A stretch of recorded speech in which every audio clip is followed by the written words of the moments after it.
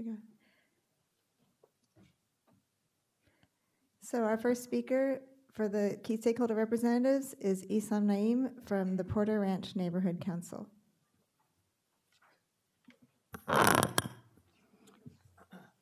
Thank you very much for the opportunity to speak here today. Mr. Chairman, panel members. My name is Isam Najim. I am the board president of the Porter Ranch Neighborhood Council, and I'm speaking today on behalf of the Neighborhood Council. I'm also an environmental engineer who relished in the review of the documents and the analysis conducted here. However, I will make sure that that engineer does not participate in this conversation. I want to start just by saying that we have immersed ourselves today in a lot of numbers and a lot of analysis and a lot of statistical work on risk and uncertainty.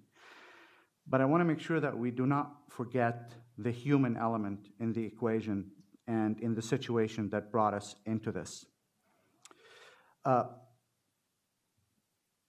that end, I'd like to remind you that regardless of the testing that's being done in the field, if the reservoir is refilled, there has been no change in the configuration of the well connections to the field. So any similar accident like this would put us into the same 4-month run from home situation that we just cannot afford to be exposed to again. Now, I very much appreciate all the work that's been done in the coordination effort to improve the efficiency between the supply and demand from the POC to the ISO to LADWP and all the other parties involved. It's been spectacular and it proved to be quite effective, certainly in the summer. Now, I am sure that everyone agrees that the availability of a greater supply and a higher storage volume results in a lower risk. It's a simple conclusion. It sure lets everyone sleep better at night. And I realize that this is an atypical operation for SoCalGas and all the users on the system. So this is all new to everybody, and I appreciate that. Now, I have listened to the representative from the gas company talking about the potential curtailment.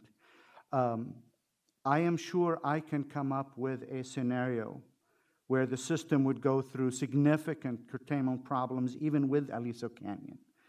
So it is not a difficult thing to get to either. The important thing is to take a look at the plan that you have developed and assess the validity of the analysis that's done in there, and you have done that. But even with all the piling of one uncertainty over another, the worst projected day appears to have a low level of shortage that can be easily supplied by the current volume that's in Aliso Canyon in that last resort situation. So our community urges you to recognize that the analysis conducted by all the smart people in this room, while it makes your engineers a little uncomfortable, the system, even in its current configuration, can supply the gas demand of the LA Basin. And that seems to be the conclusion of your report as well. An observation that I had is that the current question that's being asked seemed to be, what is the risk to operate the system without Aliso Canyon? And I realize you need to limit the question to this for the coming season. But I submit to you that the next question should be, how should the system be configured in order to operate safely and reliably without Aliso Canyon, and for that matter, any other urban storage facility, which I realize is a discussion you're going to have in the 2017 workshop, and so we'll leave it at that.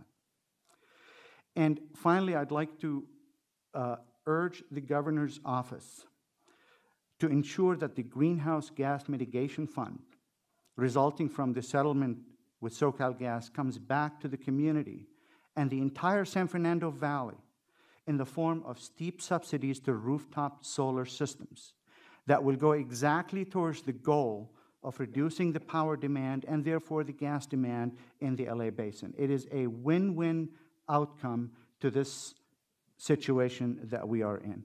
And I thank you for the time.